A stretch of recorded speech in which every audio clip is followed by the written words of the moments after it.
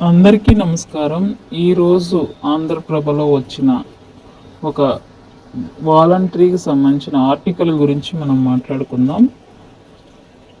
సచివాలయ ఉద్యోగులతో వాలంటీర్స్ విధుల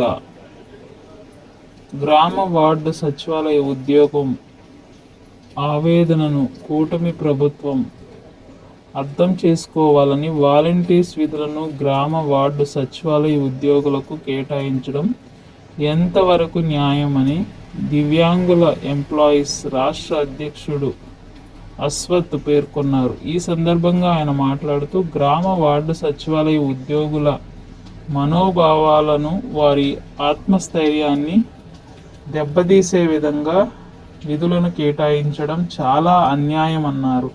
గ్రామ వార్డు సచివాలయ ఉద్యోగులు సంఘాలని ఏకతాటిపైకి వచ్చి ఉద్యోగుల సమస్యలను ప్రభుత్వం పెద్దల దృష్టికి తీసుకుని పోయి గ్రామ వార్డు సచివాలయ ఉద్యోగుల పక్షాన నిలబడి న్యాయం చేయాలని అన్ని ఉద్యోగ సంఘాలు నాయకులను కోరుచున్నామన్నారు. అదేవిధంగా గ్రామ వార్డు సచివాలయం దివ్యాంగ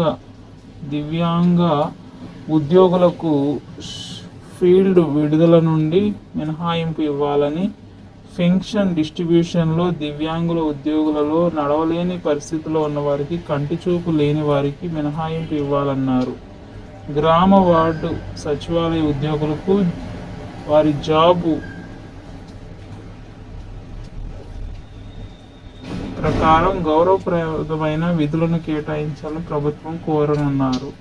గ్రామ వార్డు సచివాలయ ఉద్యోగులు అనేక రకాలైనటువంటి సమస్యలతో సతమతమవుతున్నారని, రాజీనామా పరిష్కరించాలని, సీనియారిటీ ప్రకారం ప్రమోషన్ కల్పించాలని, జూనియర్ అసిస్టెంట్ పే స్కేల్ వర్తింపచేయాలన్నారు. సచివాలయ ఉద్యోగులు